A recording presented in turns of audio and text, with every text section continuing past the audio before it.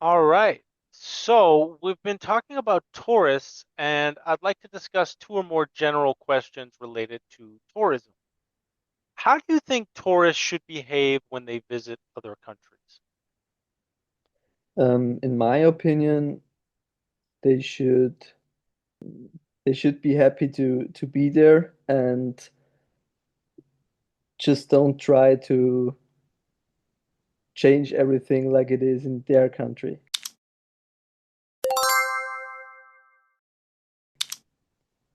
Okay, what do you mean by change everything like it is in their country? Accept the culture, accept the religion. If something's not okay, what you usually do in your country, maybe don't do it here because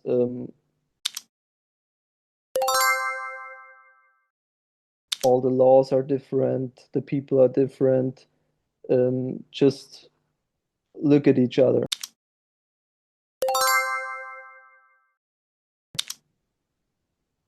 Okay. What about local people in places that you visit? What can they do to help tourists?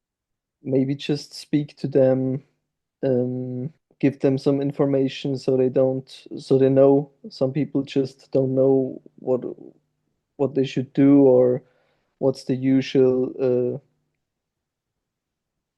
habit of the locals. Yeah, something like that. Don't get too angry or um, yeah.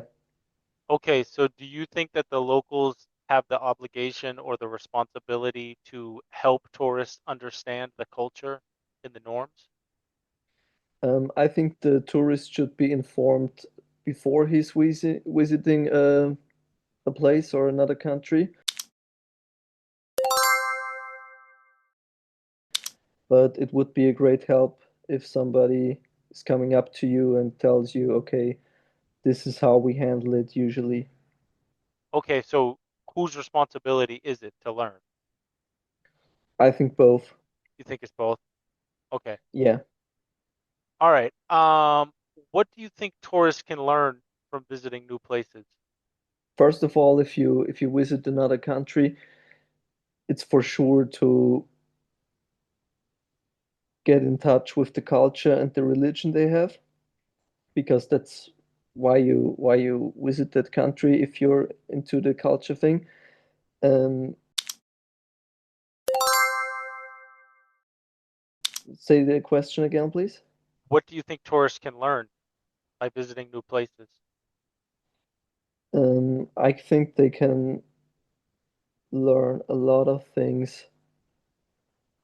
Everybody's handling situations different.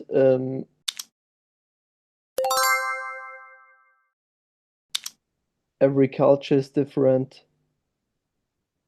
Maybe what I learned from the Arabic culture, to be more patient because these people are really, really patient and silent in talking. They're really chill.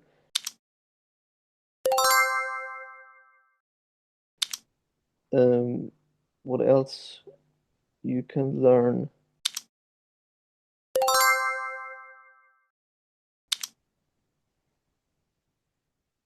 Just the behavior of other people. I think you can always get something positive out of every behavior.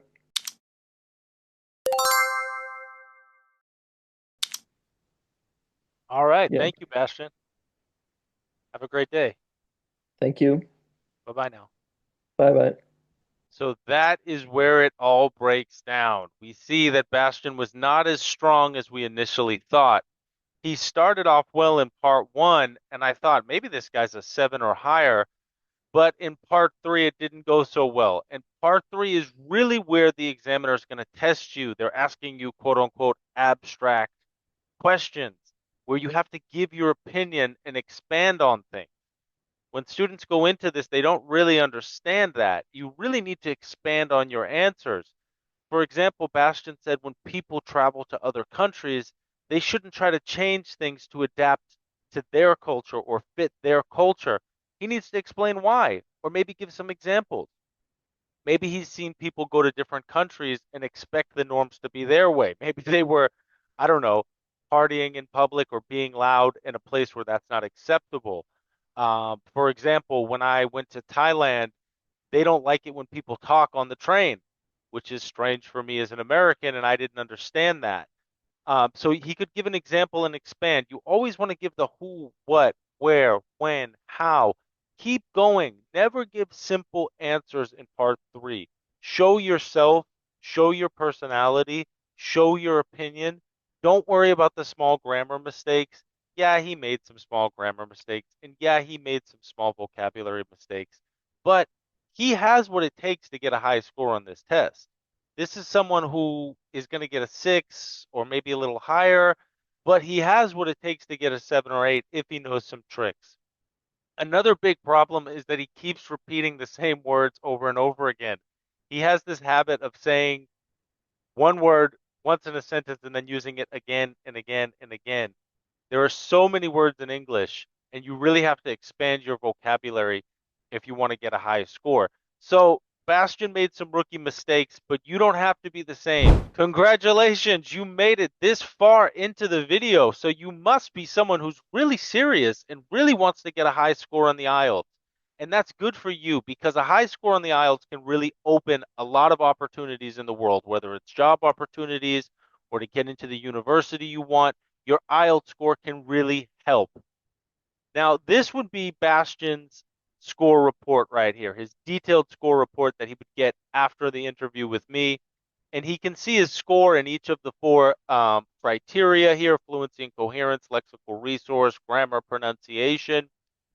Read a little bit of details about how it went and get some comments from the examiner, understand his strengths, understand his weaknesses, some recommendations, and actually look over the transcript because Bastian has a lot of potential. He has the potential to get a 7 or higher, but he needs to understand some tips and he needs to practice. He needs expert analysis.